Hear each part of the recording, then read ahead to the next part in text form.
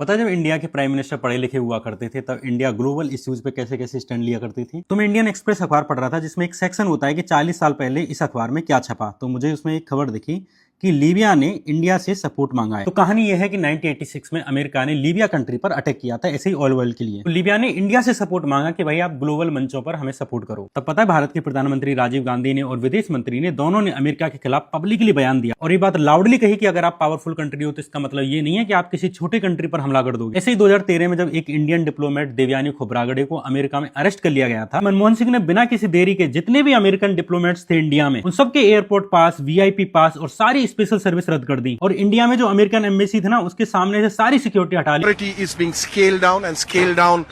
Scale down massively. Last में America को झुकना पड़ा और देवयानी खोब्रागडे पर जो केस लगा रखा था ना वो वापस करना पड़ा। और भाई अब वाले को देखो, पूरे दिन गाजी, अकबर, औरंगजेब, बादशाह, शाहजहां, जहांगीर, मोहम्मद बिन तुगलक सबके नाम लेते हैं लेकिन ट्रंप का नाम नहीं लेते। सैकड़ों इंडियंस को ट्रंप ने हाथों में हथकड़ियां बांध बांध के हवाई जहाज से भेजा। कम से कम 35 बार कहा कि मेरे दबाव के कारण इंडिया ने पाकिस्तान के खिलाफ युद्ध बंद किया। भाई इंडिया पे 50-50%, 100% टैरिफ लगा दिए, शेयर मार्केट गिरा दिया और ये भी कह दिया कि मोदी मुझे खुश करने में लगे हुए हैं। लेकिन मेरे महबूब सनम नेता और वर्ल्ड लीडर मोदी जी ने एक बार ट्रंप से नहीं कहा कि भाई इंडिया एक इंडिपेंडेंट कंट्री है और तुम डिसरिस्पेक्ट करना बंद कर दो।